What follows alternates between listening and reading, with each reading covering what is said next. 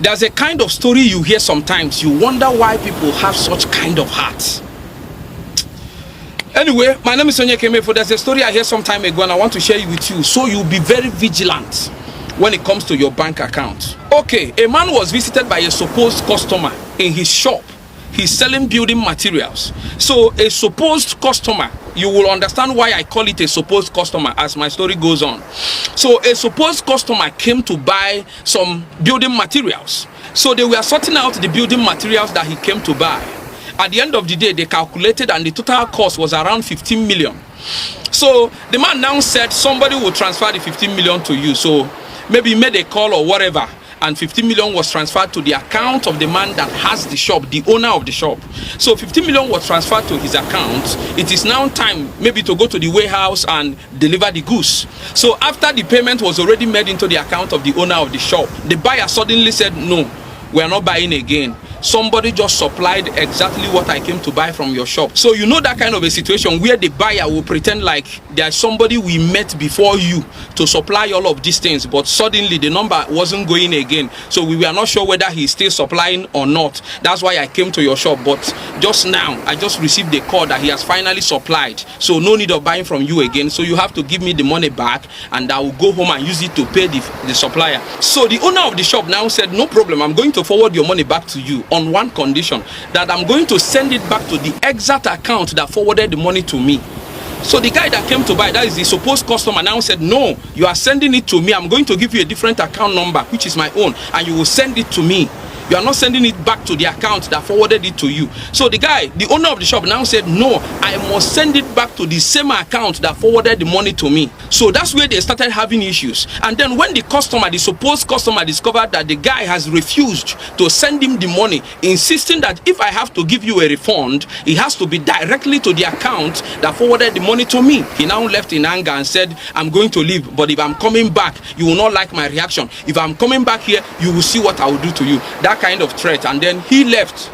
And then the owner of the shop went straight to the police station and made entry, saying this is what happened, this is how somebody paid 50 million to me to supply goods, and all of a sudden said that somebody else has supplied the goods, that I should forward the money back to a different account. And I said no, I'm going to send it to the same account that forwarded it to me. I just want to make entry in case of anything.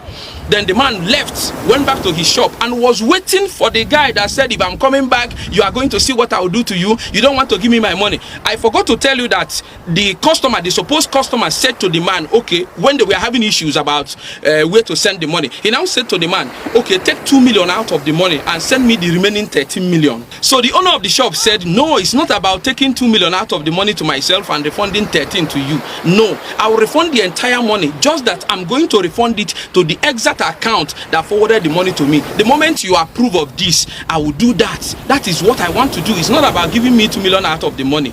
So the guy now left angrily and said, I'm going to come back and you are not going to like what I will do to you when I come back. You are not going to like the result. The man now went to the police station and made the entry, came back and was waiting for the guy to come back to know whatever he wants to do. So the man didn't come back. Some days later, I think they said around 4 days or so, some security operatives from Abuja now came and picked the owner of the shop. They carried him. So the story is that the money that was paid into his account, the 15 million that was paid into his account, was actually a ransom paid for somebody that was being kidnapped. You know that kind of a story, something you know nothing about. They just want to implicate you to collect the money through your own account. So they give you account pretending as if they want to buy something from you. You bring your account, they will tell you, don't worry, I will call my brother to pay in the money. Just give me your account, let me send to my brother. Then you will receive the money without knowing that this is actually a ransom paid on behalf of somebody that is being held somewhere. That is how the man would have entered into trouble, if not that he went to the police station and made entry. And then there's another one I want to tell you. If you are somewhere, maybe around ATM, and you want to withdraw, and then somebody comes to you to say, I'm having issues with my card. I just discovered my card is broken. It cannot withdraw. It cannot come. Just tell you one kind of story, and he will now tell you, okay, I want to send the money I want to withdraw to your account so that you now help me to use your own ATM to withdraw it. Or maybe after transferring an amount to you, he will pretend like he forgot something. He will now say, sorry, I was supposed to send you 100,000, but I mistakenly added more zero, and it's actually 1 million or 10 million or whatever amount. Okay, sorry, see the way we are going to do it. please forward it to so and so account for me, because if you send it back to my account, I will find it difficult to bring it out because I'm having ATM issues, you know, I'm having this and that. Okay, I will give you an account, please send it to this account and just take 20,000 or maybe take 100,000 for yourself. Thank you so much. I'm so happy that you are doing this for me. And you now want to be the good Samaritan because he offered you a part of the money, and you now send the money to the account that he will now give you. Some of these kind of things, be very careful. And when somebody sends an amount of money to your account that you don't understand, you don't have any business with the person, maybe you don't even know the person, he will now call you and say, oh sorry, we made a mistake, we actually was trying to send to somebody else and we sent to you and blah blah blah blah blah blah, please send it to this account.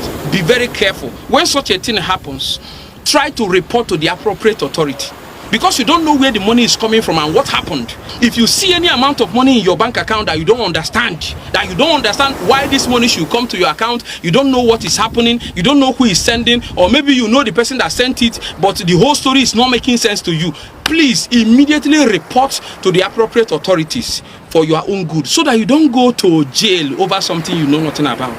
Now, I'm telling you this story so that you be careful. Sometimes when people will say, oh, I want to move money into your account and help me send it to, be very careful. Be very, very careful. The days are something else. Thank you. God bless you. My name is Onyeka Emefu.